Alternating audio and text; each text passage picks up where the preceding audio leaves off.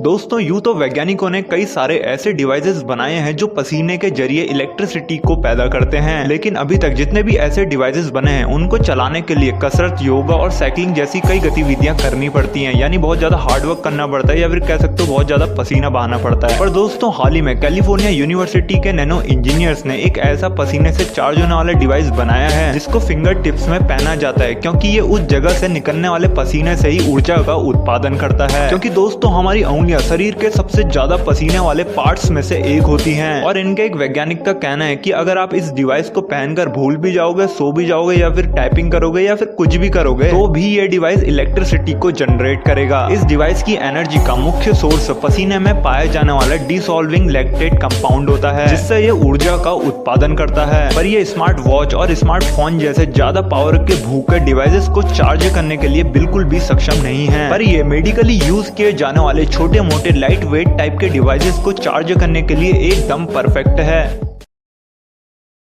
तो दोस्तों सांप जो कि हमारी धरती के प्राचीनतम जीवों में से एक माने जाते हैं और इनकी पूरी दुनिया में लगभग 3000 से भी ज्यादा प्रजातियां पाई जाती हैं, लेकिन इनमें से लगभग 600 प्रजातियां ही विषैली यानी वेनमस होती हैं और 200 से अधिक प्रजातियों को मेडिकली पॉइंट ऑफ व्यू से काफी ज्यादा इम्पोर्टेंट माना जाता है, क्योंकि इनका जहर जितना हम इंसानों की जान लेने के लिए काफी होता है उतना ही जान देने के लिए भी, क्योंकि इनके जहर से कई सारी मेडिसिन तैयार की जाती है। और हाल ही में कनाडा की वेस्टर्न यूनिवर्सिटी के वैज्ञानिकों ने सांप के जहर में से एक ऐसे एंजाइम को खोजा है जो इंसानों के टिश्यू यानी ऊतकों में आसानी से चिपकने की क्षमता रखता है। दरअसल इसके जरिए वैज्ञानिकों ने एक सुपर ग्लू तैयार किया है जिसको एक ट्यूब में रखा जाता है। और एग्जाम्पल के लिए मान लो कि कभी किसी व्यक्ति के साथ कोई बड़ा हादसा हो जाए, भगवान करे ऐसा ना हो पर हो जाए, और उसके शरीर के किसी हिस्से से बहुत ज्यादा खून बहने लग जाए, तो इस सुपर ग्लू को उस जगह पर लगाने पर ये अपना काम मात्र 45 सेकंड में कर देता है, यानी उस घाव को पूरी तरह से बंद कर देगा। और वैज्ञानिकों का तो यहाँ तक कहना है कि ये सुपर ग्लू इतना ज्यादा पावरफुल है कि ये किसी घाव पर बिना टाँके लगाए ही उस घाव को ठीक कर सकता है, क्योंकि इसका यूज पहले ही गहरी चोटों, फटी हुई धमनियों और यहाँ तक कि क्षतिग्रस्त लीवर पर भी किया जा चुका है, जिसका रिजल्ट काफी ज्यादा अच्छा रहा है। और अभी तक तो नॉर्मली सर्जरी करने के लिए, ब्लीडिंग को रोकने के लिए, घावों को ठीक करने के लिए फाइब्रिन नाम के एक ग्लू का यूज किया जाता है जो सामान्य तौर पर 60 से 90 सेकंड में घावों को बंद करने की क्षमता रखता है।